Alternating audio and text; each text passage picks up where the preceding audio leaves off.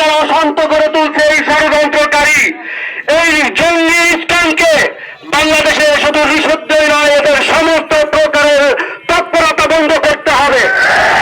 অনতিবিলম্ব যদি বন্ধ করা না হয়, এদেশের তাওহীদি মুসলমান আগামী দিনে কঠোর কর্মসূচি নিয়ে মাঠে আসবে।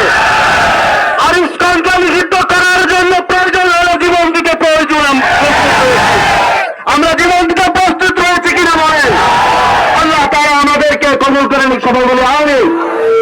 সংগ্রামী উপস্থিতি, এ পর্যায়ে সংক্ষিপ্ত বক্তব্য নিয়ে আসছেন সৈয়দ নিয়ামুল হাসান, মাওলানা সৈয়দ নিয়ামুল হাসান।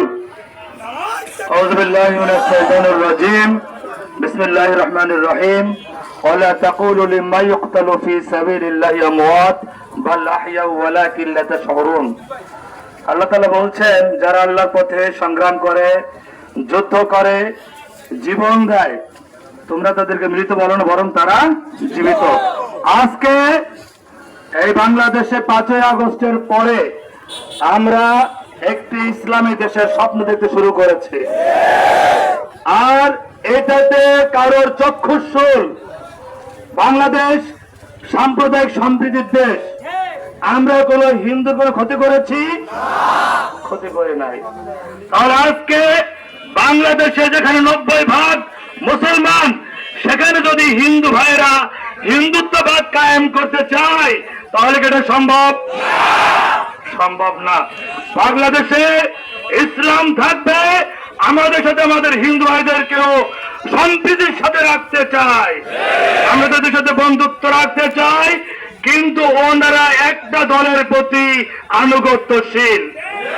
একটা দলকে ওনারা ভালোবাসেন, ওই ভালোবাসা অন্ধ আনুগত্য ত্যাগ করতে হবে। আপনাদেরকে উদার হতে হবে এবং বাংলাদেশের পালস বুঝতে হবে। বাংলাদেশ কোন দিকে যাচ্ছে এটা আপনাদেরকে বুঝতে হবে। এদেশকেও শান্ত করতে দেওয়া যাবে না। 5ই আগস্ট বাংলাদেশ নতুন করে স্বাধীনতা পেয়েছে। এই স্বাধীনতাকে নস্যাৎ করার জন্য একটি কুচক্রী মহল চেষ্টা করে যাচ্ছে।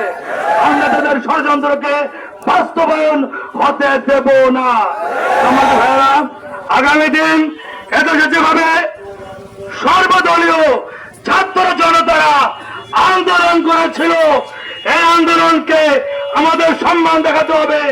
দেশকে, অন্তর্বর্তীকালীন সরকারকে আমরা সময় দিতে চাই, কিন্তু আমরা এই সরকার কাছে দাবি করতে চাই, আপনার বাংলাদেশে